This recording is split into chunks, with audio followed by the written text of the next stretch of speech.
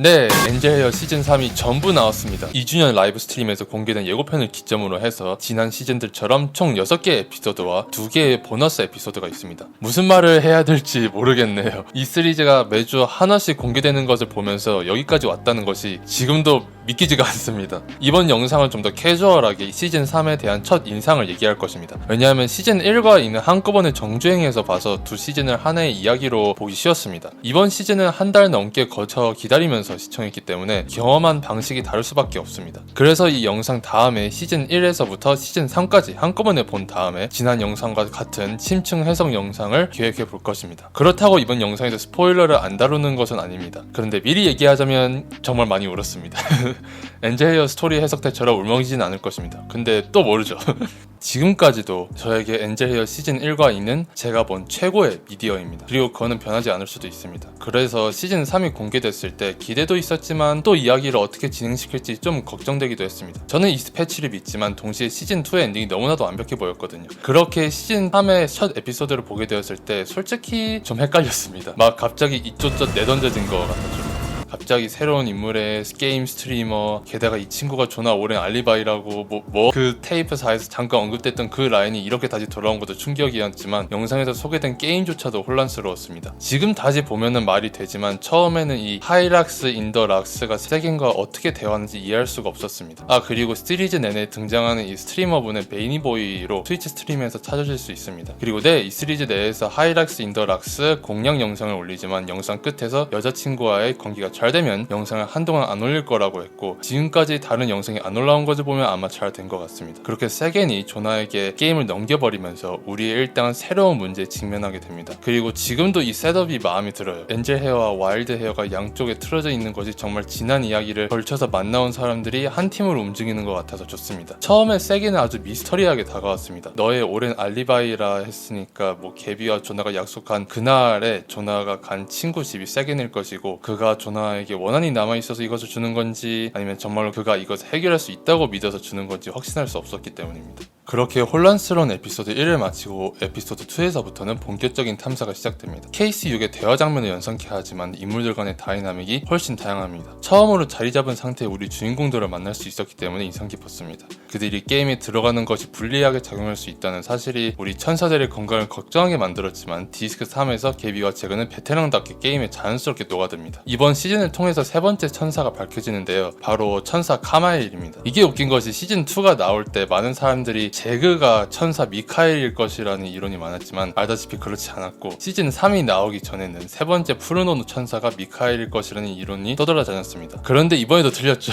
거기에 더해서 저는 시즌 3이 나온다는 것을 모르고 엔젤 헤어 팬 스토리를 쓰게 되는데 거기서 세 번째 천사를 미카엘이라고 지었습니다. 왜냐면 커뮤니티 내에서 미카엘이라고 자주 부르니까요. 그래서 거의 비슷한 디자인의 두 캐릭터가 완전히 다른 이름으로 서로 존재하고 있고 저는 이렇게 될 거라고 생각 못했습니다. 근데 또 카마엘은 거의 마지막 가기 전까지는 모습을 안 드러내거든요. 엔젤 헤어가 정말 잘하는 것이 아주 적은 스크린 타임을 가지고도 캐릭터를 효과적으로 이야기에 접목시킨다는 것입니다. 시즌 2에서 게비는 거의 마지막까지 등장 안 하지만 우리에게 가장 강력한 엔딩을 선보여줬고 시즌 3에서 카마엘의 엔젤 헤어 형태는 마지막 화에서밖에 안 나오지만 게임 자체를 조종하는 인물로서 이야기 내내 강한 존재감을 나타냅니다. 그거는 세겐도 마찬가지인 게 그는 1화에서 한 번 등장하고 마지막까지 얼굴을 비추지 않습니다. 그러다가 마지막 화 크레딧에 등장합니다. 제 생각에는 세겐과 카마엘이 서로를 상징적으로 나타낸다는 생각이 들어서 카마엘과의 갈등이 세겐과의 갈등과 마찬가지이고 그 반대도 성립된다고 보거든요. 그리고 엔딩이 그 이론을 증명해 주기도 하고요. 말 나온 김에 그냥 카마엘과 세겐에 대해서 좀 더 얘기해 보자면 저는 처음에 카마엘이 세겐의 이야기만 듣고 조나를 적대적으로 대한 거라고 생각했었습니다. 디스크 5에서 조나를 밀어붙이듯이 압박한 것도 그에게 계속 너의 친구들이 이용하고 있잖아 라고 막 죄의식 씌우려 했던 것도 모두 세겐이 조나를 바로 본 방식이 반영된 행동이라고 예측했었지만 디스크 6이 그거를 약간 깨트렸습니다. 카마엘은 일부러 적대적이거나 플레이어를 압박하는 방식을 이용해 그 사람이 자신이 원하는 방향으로 발전할 수 있게 도와주려 했던 것이었죠. 게비와 제거와는 달리 그는 자신을 넘어야 할 장애물 또는 빌런으로 내세워서 앞으로 나아가게끔 촉구합니다. 근데 조나가 말했듯이 그러려면 케미가 항상 패배해야 합니다. 그리고 항상 자기 자신을 외부의 도움에서 단절시키려 하는 캠의 성격과 게임의 모든 것을 혼자서 하려 한 탓에 아주 오랫동안 오랫동안 혼자가 됩니다. 그의 도움이었던 프랜스와도 내 모든 천사의 도움이 이름이 프렌으로 시작합니다. 캠의 곁을 떠나면서 상대에게 못되게 굴기도 하지만 자기 자신조차 못 챙기는 상태가 됩니다. 그런데 또 우리 캠에게 안타까움을 느낄 수밖에 없는 것이 자신의 방식에 대해 조나에게 인정을 받고자 하기 때문입니다. 그가 자신의 상대였고 자신의 계획이 먹혔다는 것을 조나에게 들어야만 한다는 어투로 그에게 물어봅니다. 게비와 제그의 입장은 상관없어요. 캠은 엔젤 헤어로 강제 이송된 이후에도 계속해서 두 천사의 말을 소극적이면서 공격적으로 반대합니다. 카마엘은 최대한 자신의 주장을 내세우면서 냉정하고 강하게 보이려 하고 하지만 디스크 6에서 나오듯이 캠은 그냥 김이 빠져 있습니다.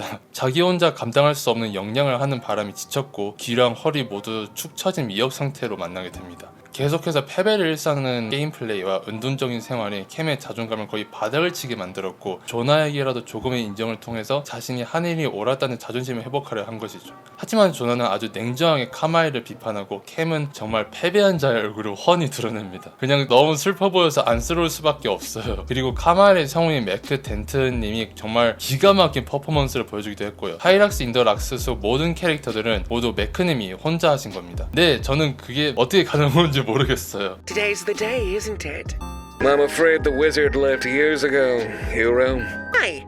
To find out why you're in his game? 엔젤리어 속 성우 모두 대단하지만 이번에는 훨씬 풍성해진 캐릭터 상호작용 때문에 그것이 더 드러나는 것 같습니다. 아무튼 우리 이보인 척하려는 우리 캠캠이는 너무 사랑스럽습니다. 그래서 엔딩이 씁쓸했습니다. 그렇게 어렵게 다른 이들을 만났지만 혼자서 떠나거든요. 자기 자신 또한 자신이 잘못했다는 것을 인지하지만 그것을 받아들일 자신이 없는 캠은 조나의 조언을 듣고 더 나은 친구가 되기 위한 모험을 떠나게 됩니다. 정말 하루 종일 얘기하게 될 것 같지만 카멜이 남기는 마지막 대사는 정말 오랫동안 남을 것 같습니다. 마지막 화를 볼 때 그 부분에 가면 그냥 울게 됩니다. 정말 이 시리즈에 무슨 마법이라도 있는 것 같습니다. 시즌 1 때도 그랬고 시즌 2 때도 그랬고 이 시리즈는 정말 잘 만들었고 도와주세요. 다시 한 번 더 보너스 에피소드들이 저를 놀래키는데요. 두 프레니가 편지를 읽으면서 티격태격하는 것이 너무나도 사랑스러웠습니다. 프랜시스는 최대한 도덕성 있는 자세를 유지하려고 하지만 프랜시는 그냥 멋부리면서 훨씬 직설적으로 대답하는 것이 아주 재밌는 다이나믹이었습니다. 게다가 첫 두 시즌처럼 자신들의 존재를 숨기려 하지 않고 개방적으로 답변하는 것 덕분에 훨씬 친근감이 들기도 했습니다. 그리고 아주 랜덤하게 프랜시니 e스포츠 경기들을 즐기고 있다는 안돼 e스포츠만 안돼.